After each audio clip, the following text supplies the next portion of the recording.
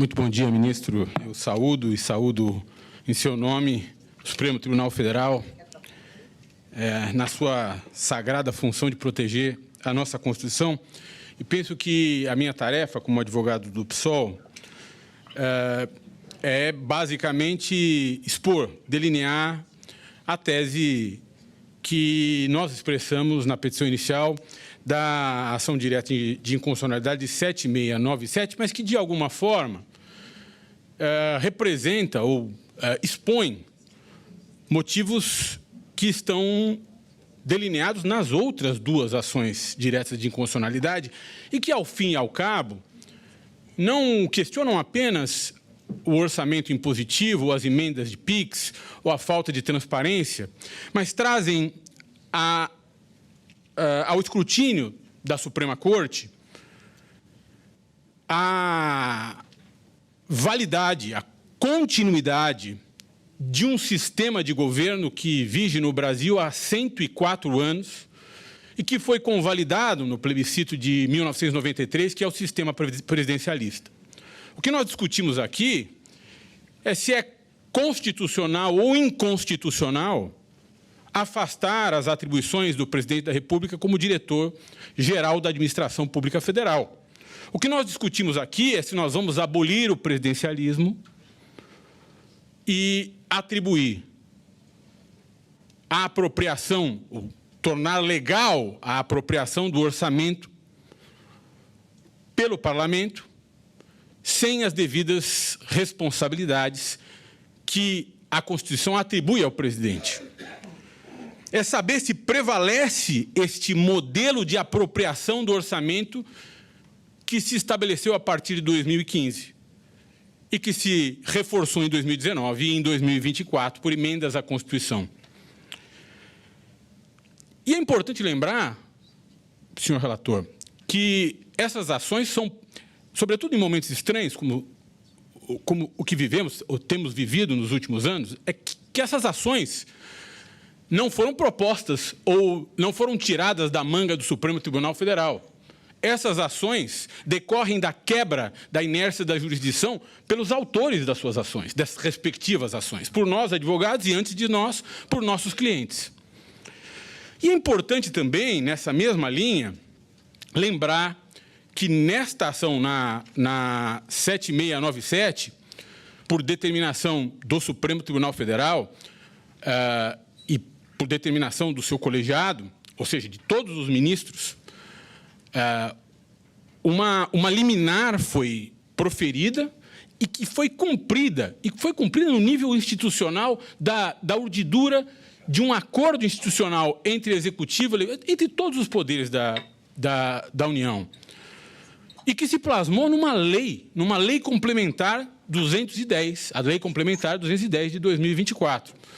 Ou seja, houve um acordo que caracterizou o cumprimento de uma liminar. Ou seja, os poderes da União chegaram a um acordo que, ao que parece, alguns pretendem revolver. É importante também, na minha fala inicial, lembrar como é que nós chegamos aqui, como é que nós chegamos a esse... E por que é que nós chegamos, e rapidamente lembrar por que é que nós chegamos a esse movimento de apropriação do orçamento pelo Parlamento.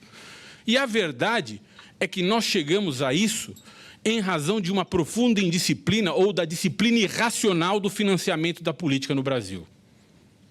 Nós sabemos que temos enfrentado no Brasil um sem número de problemas na interação público-privada e no trato da coisa pública, justamente porque nós vivemos num país de dimensões continentais que precisa de recursos para fazer política e porque nós não temos enfrentado essa necessidade de recursos para fazer política de maneira aberta, num amplo debate em que participem de maneira transparente todos os envolvidos, todos os personagens. Nós precisamos levar esse problema à discussão no seio da sociedade brasileira. Porque, ao fim e ao cabo, para substituir as situações que nós tínhamos de financiamento empresarial, que foi banido pela ADI 4650, o orçamento do país se transformou em instrumento de financiamento de eleições, do financiamento da política e, basicamente, do convencimento de eleitores a preferir determinados grupos políticos a outros. E isso não pode ser admissível, isso não pode se aceitar no país, que é a desnaturação da função do orçamento, do dinheiro público, que precipuamente serve para executar políticas públicas pelo governo incumbente em interação, sim, saudável interação com o parlamento. Eu, no meu tempo final, gostaria de me referir a uma passagem da petição inicial, me referenciar a uma passagem da petição inicial da ação que foi proposta pelo PSOL. E diz o seguinte: o Legislativo, o Executivo e o Judiciário são os poderes da União, são peças articuláveis de um mesmo corpo, independentes e harmônicos entre si, como manda o artigo 2º da Constituição Federal, diga-se de passagem, cláusula pétrea. Parece uma obviedade, mas não é. Se são parte de um todo, não se podem contrapor, antagonizar, descoordenar ou viver em desarmonia. Não lhes é dado concorrer, tampouco arrogar-se competência que a lei não lhes atribui, para instaurar um desarranjo funcional e, no extremo, uma balbúrdia institucional que é o avesso do equilíbrio e da equidistância programada pelo Constituinte. Esses poderes e as instituições que dele decorrem não podem ser manejados contra os ditames existenciais de harmonia e independência, sob pena de se atentar contra a União. O que temos aqui é um atentado contra a União que não serve a ninguém. Há uma latente tensão entre harmonia e independência, é verdade. E como é que se impede, então, que a independência se convole em desarmonia? O que inibe o aparecimento de interesses contrapostos e, portanto, de uma atuação colidente. É certo que os poderes emanam de uma mesma fonte, ainda que manifestos por centros defletores modelarmente independentes. São, portanto, o mesmo poder, o poder do soberano, o povo, aquele da praça que se refere o ministro Flávio Dino. Mas isso obsta apenas, em princípio, uma dissociação funcional, uma degeneração a partir da captura de poderes estatais por grupos de interesse, por agrupamentos humanos, afetados por objetivos estranhos.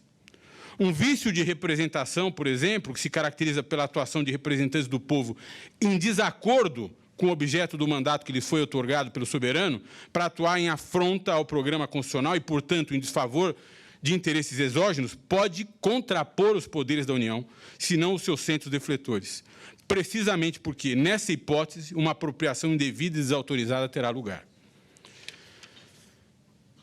É de todo evidente que a inobservância por um dos poderes das competências atribuídas aos demais deslegitima qualquer ação.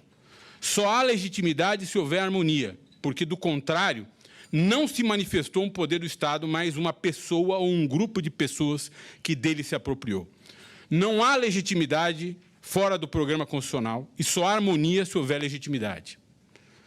Sem harmonia, o que se manifesta não é um centro defletor independente de poderes do Estado, que emanam do soberano, mas uma corruptela, ainda que bem disfarçada, que é ilegítima, ilegal, inconstitucional e profundamente nociva por perverter o sistema, as finalidades do programa constitucional.